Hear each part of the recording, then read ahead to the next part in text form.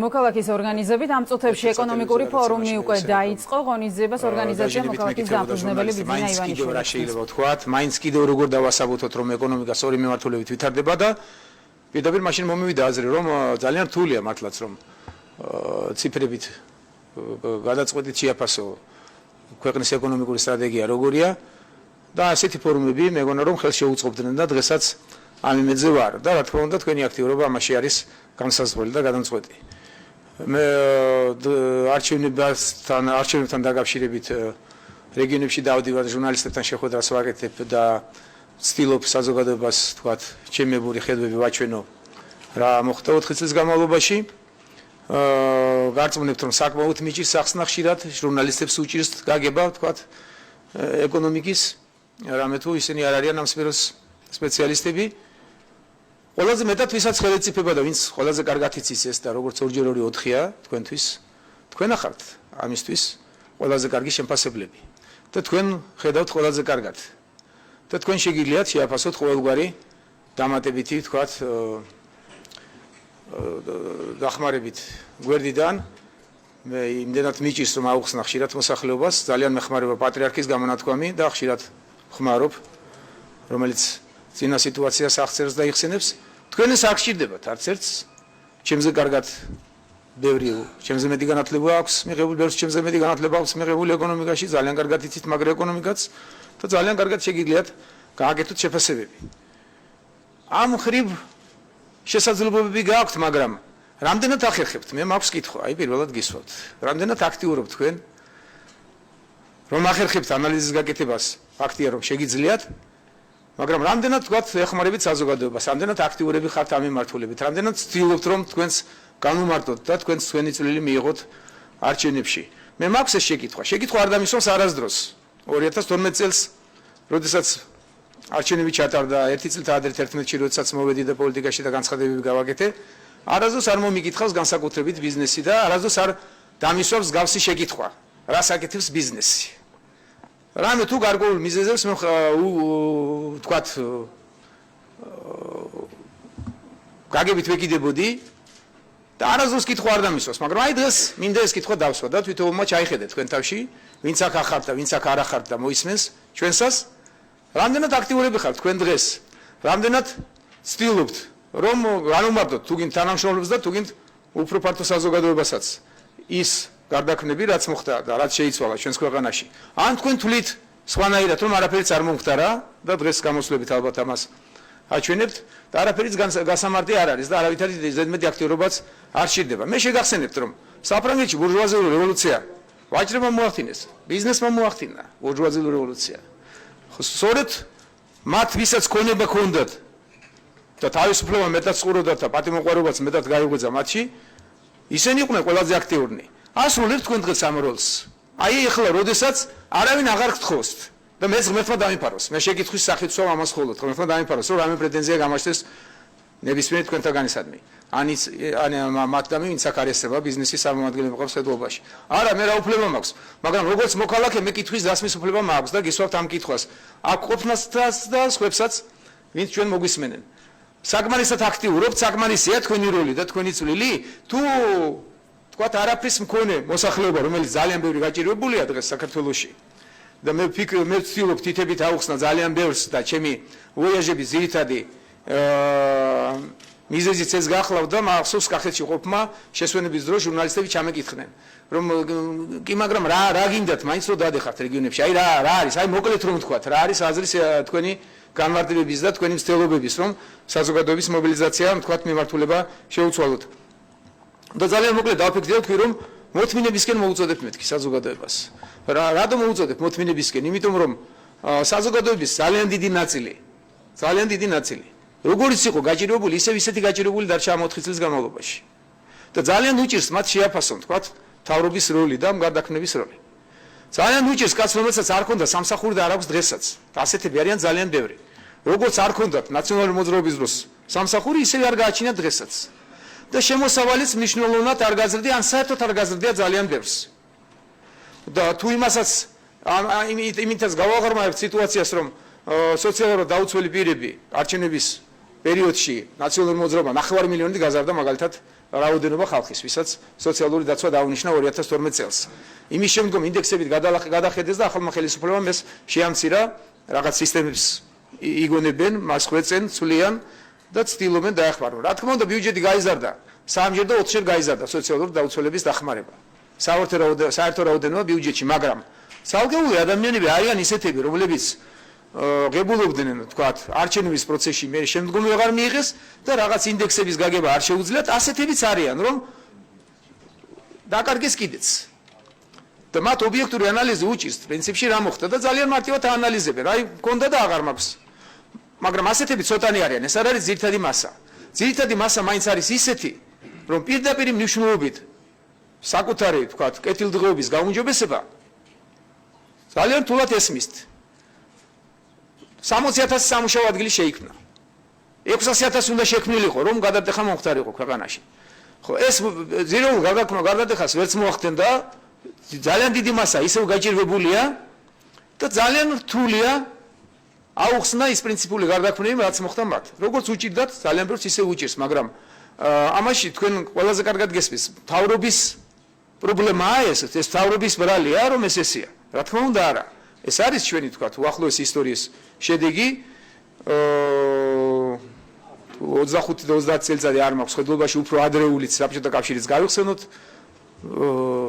როგორი კოოპერაცია იყო როგორი საწარმოები დაიშალეს ყველაფერი დაინგრა გაჩერდა ყველაფერი და ესე შემდგომ მაგრამ ახლა კვირიკაშვილი და მისი მთავრობა ამაში დავადანაშაულოთ და ვერ გავაკეთოთ სწორი ანალიზი ეს დანაშაული იქნება და ამაში ჩემი აზრით ამიმართებით ამას რასაც მევაკეთებ და დავდივარ და ვფიქრობ რომ ეს ჩემი ვალია რომ როგორმე საზოგადოება დავარწმუნო რომ მოხდა ძალიან მკვეთრი გარდაქმნები ესეთი დიდი კონტრასტი 4 წლის განმავლობაში რაც ახლა მოხდა რა იყო სად ვიყავით ჩვენ 4 წლის წინ და პატრიარქის სიტყვებსაც ამით ვიშველიებ ძალიან ხშირად რომ უპსულისპირას ვიდექით პირდაპირ მნიშვნელობით და თუ თქვენს ხვეთსაც გადავხედავთ და ხაზს გაუსვამთ რაც მოხდა იმის შემდგომ 4 წლის განმავლობაში ვერც ერთი ბიზნესმენი დღეს ვერ იტყვის რომ თქვენ საკუთრებას ვინმე უთვალთვალებს და ვინმე აპირებს თქვენ ჯიბეში შაზრომას და არა და მოდი ვიყოთ გულწრფელნი რომ ის ისე გაგრძელებულიყო თქვა და 2012 წელი არა ქართული ოცნების გამარჯვებით არა მათი გამარჯვებით დასრულებულიყო ხო დაახლოებით კარგად თქვენს კარგად იცით რა დღეში ვიყავით თუმცა იმასაც არ გამოვრიცხავ რომ ზოგიერთ ბიზნესმენს დღესაც აქვს ნოსტალგია და უკან იყურება განსაკუთრებით კარგი პირობებში ვინც იყვნენ და განსაკუთრებით სიახლოვებსაც ვინც გძნობდნენ იმ გუნდთან მაგრამ ვის და თქვენ გაგიოლდებათ ყველაზე მეტად რომ ის მოდელი გადმოვიტანოთ დღევანდელობაში რომ მაშინ ისევ გაემარჯვა ნაციონალურ მოძრაობას და ის მართვის მოდელი გაგრძელებულიყო რა იქნებოდა დღეს სად იქნებოდი დღეს თვითონ თქვენთაგანი ყველაზე ახლო ყოფნიც კი ხოში და გუნდში წავიდა და უკვე ომი და ახლო შორებელი იქ ვისაც ძალა დარჩებოდა ხოში და ქონების გადანაწილების პროცესი გაგრძელდებოდა და ვისაც აღმოჩნდებოდა ღმერთმა იცის ხო და იმ მოდელით მართული ეკონომიკა დღეს რო ხელფასებს ვერ გასცემდა საჯარო მოხელეებსაც და პენსიებსაც ვერ დაარიგებდა ეს თქვენთვის თული გასაგებია ბიზნესმენებისთვის თული საანალიზოა რომ მეთოდით მართულ ეკონომიკას რანაირი შედეგი შეიძლება ქონებოდა დღეს და ჩვენ რაც გვაქვს ეკონომიკური შედეგები ამის მსგავსი ვერ მოხდებოდა ეს თქვენთვის რთული საანალიზოა ამის შესატყვისად იმიტომაც მაქვს კითხვა და გესვათ პირველად თქვენ აკეთებთ განმარტებებს მაინც საკუთარ გუნდთან საკუთარ თანამშრომლებთან მაინც თუ აკეთებთ განმარტებებს კითხვა მაქვს და თუ გაქვთ ის განცდა რომ ეს არის გაცილებით უკეთესი მასზე რაც იყო და თუ ეს განცდა გაქვთ ეს შეკითხვა ისე მინდა რომ გავიმეორო აკეთებთ თქვენ შესატყვის მოძრაობებს თვითონაც თქვენ თავში ჩაიხედეთ აკეთებთ შესატყვის განმარტებებს და კიდევ შეგახსენებთ საფრანგეთში ბურჟუაზიული რევოლუცია ვისაც ქონება ქონდა მან მოახდინა ვაჭრებმა მოახდინეს ბიზნესმენებმა მოახდინეს მათ ვერ აიტანეს ეს პროცესი ამ ხრივ ხარ თქვენ ესეთი აქტიურები თუ მაინც ისევ შემყურის როლში ხართ რომ აი ვიღაცამ რაღაც უნდა გააკეთოს აი თვითონმა დაუსვით ეს კითხვა თქვენ თავს მე მაინც თავისუფლებას ვიცემ და რამდენიმე ხაზს გავავლებ თქვათ სად ვიყავით რა იყო და როგორ იყო თქვათ ის რომ ბიზნესმენები რა დღეში იყავით ჩემზე კარგად მოგეხსენებათ კიდევ ერთხელ გავუსვავ ხაზს რომ ყველანი ვცდილობდით და ვახერხებით ეს სირცხვილი არ იყო რომ რაღაც ხაზი ქონებოდა ვიღაცასთან რომ რამე არ მოგსულოდა დღეს ასეთი ხაზები მოიძებნება მხოლოდ იმისთვის რომ მთავრობა ვაიძულოთ რომ თქვენ ლობირება გაგიწიონ სწორი მიმართულებით განვითარებაში და მე ვფიქრობ რომ ამ ხრივ კვირიკაშვილი და მთელი მთავრობა მოწოდებულია და მე არ ამგონია რომ ვინმეს რამე პრეტენზია გაგაჩნიათ სწორედ ისეთია დღეს მთავრობა როგორც სჭირდება ბიზნესს და ბიზნესიც არის ფიქრობთ რომ მე აქ მოვედი თქვენ საკრიტიკოთ ბიზნესის თავის სიტყვას ამბობს და ნახეთ იმ ფონზე რაც ხდება რეგიონში რამდენად წარმატებულია საქართველოს ეკონომიკა. გვინდა თუ არ გვინდა ამას ვერ აუვლით გვერდს. შიდა შეფასებებით მე თავს არ შეგაწყებთ, შიგნით რაც მოხდა, რა იყო და როგორ იყო. გარე რეიტინგებიც კარგად გაქვს, თქვენ გაცნობიერებული და წაკითხული და ჩემზე კარგად იცით. მარტო ეკონომიკური თავისუფლების ინდექსი მეხუთე ადგილზე უპრეცედენტო ადგილი აქვს საქართველოს. კიდევ შეგახსენებთ რამდენიმეს რასაც ძალიან დიდი მნიშვნელობა აქვს თავისუფალი კონკურენტუნარიანი გარემო რომ იყოს, რაც ჩემი მოსვლით და იმ სტანდარტებით, რასაც ვიმეორებ მე განუხრელად დაწესდა და დღესაც ხელშეუხებელია რომ კონკურენტუნარიანი უნდა იყოს ბიზნესი და არ უნდა ყავდეს ფავორიტები ხელისუფლებას. ყველა ბიზნესმენი უნდა იყოს ფავორიტი ხელისუფლებისთვის თანაბრად და ყველაზე უნდა კონდეს განცდა იმის რომ მაქსიმალურად დაეხმაროს. ამ მხრივ მე ვფიქრობ რომ ეს ძირითადი არის შესრულებული და განიხილვად იწვება საქართველოში საბართალდამცავი სტრუქტურები გასაგებია რომ დასახვეწია მაგრამ ისე მომართულია თქვენ სამსახურში იყოს და ამ მხრივ ერთ შეგახსენებთ მე ქვეყნის თავისუფლების ინდექსი თავისუფლება ამ შემთხვევაში იგულისხმება ორგანიზებული დანაშაულისაგან თავისუფალი ქვეყნები. საქართველო იყო ყველაზე მაფიოზური ქვეყნების რიცხვში და ეს არ იყო შემთხვევით. ის ელიტარული კორუფცია, ერთო საკუთრებაზე როგორი დამოკიდებულება ჰქონდათ რომ ამის საკუთრად მიაჩნდათ თქვენი საკუთრება ვიღაც ადამიანებს ერთ ჯგუფს და ვისთანაც ვერ მოახერხეს და გადარჩით. ვერ გადარჩებოდით დღემდე ეს 4 წელიწადი ნამდვილად მე არ ვიცი ვინ დარჩებოდა კიდევ თქვენგან და მათ შიდა გაყოფებზე იქნებოდა ახლა დიდი ომი და შიდა ომები ექნებოდათ უკვე ვინ გადარჩებოდით თქვენგან ეს ხო კარგად ვიცით მაფიოზური სახელმწიფოების რიგში შევდიოდით დღეს საქართველოს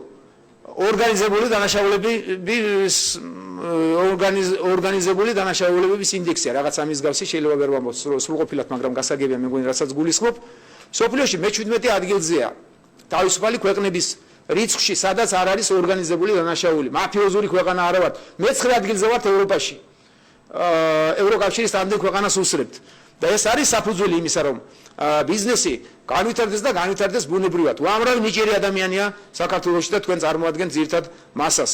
და მე ვფიქრობ რომ ახერხებთ და ამ მხრივ მადლობა მინდა გადაგიხადოთ რა თქმა უნდა. არ ვფიქრობთ რომ მართლა მოვედი რა საკრიტიკო და კითხვები დაგისვათ ხოლოდ.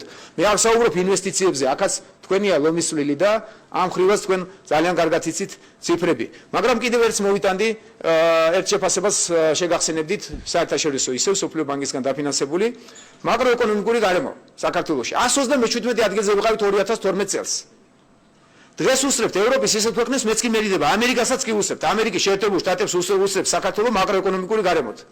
დღეს უსწრებთ საფრანგეთს, ბელგიას, ირლანდიას და ვიყავით 127 ადგილზე ხალხო.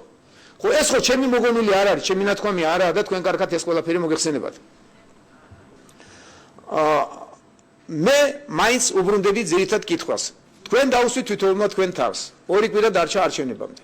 ახერხებთ თქვენ დააფასებთ თქვენ ისევ სიტუაციას, როგორც მე ეს წარმომიდგენია და შესაბამისად აკეთებთ ამის მსგავს, ვთქვათ, როგორ გითხრათ, ქმედებებს, რომ საკუთარ თანამშრომლებს, საკუთარ მეზობლებს, ახლობლებს მაინც აუხსნათ და მოუწოდოთ. თუ ნახავთ, დღეს რა ხდება პოლიტიკაში, დაჟინებით ეძებენ და ეძებენ მესამე ძალას. და ძირითადად შუაშისტები, რასაც ქვია და ჩემი აზრით ყველაზე მავნებლები არიან ძალიან ხშირად. ყველაზე არ მინდა რომ თქვა, ძალიან ხშირად. ესეთ პარალელებს ავლებენ. არ ვარგო და სააკაშვილის მთავრობა, არ ვარგა არც კვირიკაშვილის მთავრობა. არც ის ვარგო და არც ეს ვარგო და ვიღაც მესამე უნდა ვნახოთ. აი ესეთ მარტივ პარალელებს ავლებენ. აი ისეთი თქვა უპასუხისმგებლო პოლიტიკოსები იმასაც ამბობენ. აი სააკაშვილი იყო ივანიშვილიც. ისიც არ წავიდა, ესეც არ წავიდა და რაღაც ასეთ აბსურდულ განცხადებებს აკეთებენ. და ძალიან დიდ მასას საზოგადოების უჭირს ანალიზი, უჭირს ბევრი მიზეზით. ბევრი მიზეზით და ობიექტური მიზეზით, თქვა გახლავთ ის რომ ჩვენ დიდი ხანია ჩვენი ქვეყანა არ გვიმართავს. შესაბამისად საზოგადოებას არ აქვს პოლიტიკური განათლება და ისე პოლიტიკოსებსაც აკლიათ ეს და გვაკლია ყველას 25-30 წელიწადი არაფერი არ არის არ არის დიდი პრაქტიკა იმისათვის რომ ქვეყნის მართვა ვისწავლოთ და სწორი სტრატეგია გამომიმუშაოთ. საზოგადოების დიდ ნაწილს უჭირს ისევე როგორც უჭირდა, თუმცა აშკარა პერსპექტივა გაჩნდა და ამას ხედავთ ყველაზე კარგად თქვენ. და თქვენ უნდა, ჩემი აზრით, მაქსიმალური გააკეთოთ იმისათვის, თუ მართლაც მოგწონს ეს სიტუაცია, რომ ეს შევინარჩუნოთ და ამ მიმართულებით განვითარდეთ. აი ეს კითხვა, კიდევ უბრუნდები კითხვას, რამდენად თქვენ თავს დაუსვამთ, თქვენ აკეთებთ, უფრო მეც, რამე თუ თქვენ მეტი მოგეთხოვებათ. თქვენ მეტი იცით, უკეთ ხედავთ, სწორ ანალიზს აკეთებთ, ქონებრივადაც მეტად ხართ დაკმაყოფილებულნი და მეტი ზრუნვას გმართებთ ამის შესანარჩუნებლად, თუ ჩვენ მასებისგან პრაქტიკულად არ განსხვავდებით და ჩვენ ისევე ისტორიული მახსოვრობის იმედზე ვართ. ისტორიულ მახსოვრობას მე ძალიან ხშირად ვიყენებ, რომ ჩვენ ვართ ბებერი, ძველი ნაცია ვართ და ჩვენს სისხლში და გენეტიკაში უკვე გამჯდარი ის ისტორიული მახსოვრობა, რაც ჩვენი ყოფით გამოვიმუშავეთ, რომ ასეთ რთულ რეგიონში, ევროპისა და აზიის გზაღასახარზე ამ პატარა სახელმწიფო მოახერხა და ეს საუკეთესო ადგილი შეინარჩუნა და დაგვიტოვეს ჩვენმა წინაპრებმა და ჩვენც ვაკეთებთ იმას, რომ ჩვენ შვილებს ეს გადაულოცოთ უფრო გაძლიერებული და გამყარებული. აი დაახლოებით ასეთი მომართვით ვაპირებდი მე თქვენთან დღეს გამოსვლას. მე იმედი მაქვს, რომ თქვენს გამოსვლებში თქვა თუ არ მოგეწონათ ჩემი პათოსი დღეს გამაკრიტიკებთ კიდეც, თქვა თუ ამ კითხვას არა გონივრულად სვავ, თუ გონივრულად სვავ თქვენ პასუხებიც გექნებათ და საფუძველიც გექნებათ იმისა, რომ გაამყაროთ ჩემი დამოკიდებულება, რომ მართლაც ძალიან დიდი გარდაქმნა მოხდა საქართველოში კიდევ ერთხელ გავიმეორებ. ის რაც მოხდა 4 წლის განმავლობაში, სად იყო ქვეყანა და სად ვარ დღეს, რომ დიქტატურა, გაუფორმებელი დიქტატურის შემხედვარენი ვიყავით ჩვენ და დღეს დემოკრატიული ინსტიტუტების განვითარების მხრივ და მისი დონის მხრივ კონკურენციაში ვართ ევროკავშირის ქვეყნებთან და ძალიან ხშირად ძალიან ბევრ მაჩვენებელში ბევრ ძალიან მაგარ ქვეყანასაც ჯობნივართ ამ მხრივ. ესე იგი დემოკრატიული ღირებულებები რაც ადამიანის უფლებებზეა დაფუძნებული საქართველოში კვეთრად შეიცვალა, მაგრამ კვეთრად ვერ შეიცვალა ეკონომიკა.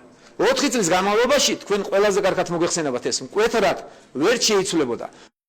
კვეთრად შეიცვალა დამოკიდებულება. კვეთრად შეიცვალა მიმართულება. კვეთრად გაჩნდა იმედი, რასაც თქვენ ყველაზე კარგად ხედავთ, რომ ქვეყანა თუ ესე გააგრძელებს, გაჩნდა ძალიან დიდი შანსი. რომ ილია სიტყვები აწმო მომავალზე, სულ მომავალზე არ ვისაუბროთ. ჩვენ შეგვიძლია აწმოთი ვიამაყოთ უახლოეს 10-15 წელიწადში თუ მოახერხებთ და ესე თანმიმდევრულად განვითარდებით. და ყველაზე კარგად ისე ვიმეორებ. ამის დანახვა შეგიძლიათ თქვენ. და რიტორიკული კითხვა ისე გავიმეორე, რომ რამდენად თქვენს ხედვებს ახერხებთ და საზოგადოებას აცნობთ და რამდენად ვაცნობიერებთ, რომ ჩვენ აუცილებლად უნდა თანმიმდევრულები დავჭეთ. ჩვენ აღარ მოვძებნოთ რაღაც გაუგებარი ძალა. რა თქმა უნდა ხელისუფლებას მოვთხოვოთ, რა თქმა უნდა ხელისუფლება უნდა ვაკრიტიკოთ, რა თქმა უნდა სულ დასაფრებული ვიყოთ, რომ არაფერი შეეშალოს, ეს არ იფიქროს ვინმე ისეთი პოზიცია მაქვს, რომ ეს არის და ახლა მოვეფეროთ ამას და ხელი არ შეუშალოთ. არა, კრიტიკულნი ვიყოთ, მაგრამ შეფასებებში ვიყოთ ობიექტურები და საზოგადოებას დავეხმაროთ, რომ სწორი ორიენტაცია გააკეთოს. დიდი მადლობა. მადლობთ ბატონო ბიძინა, სანამ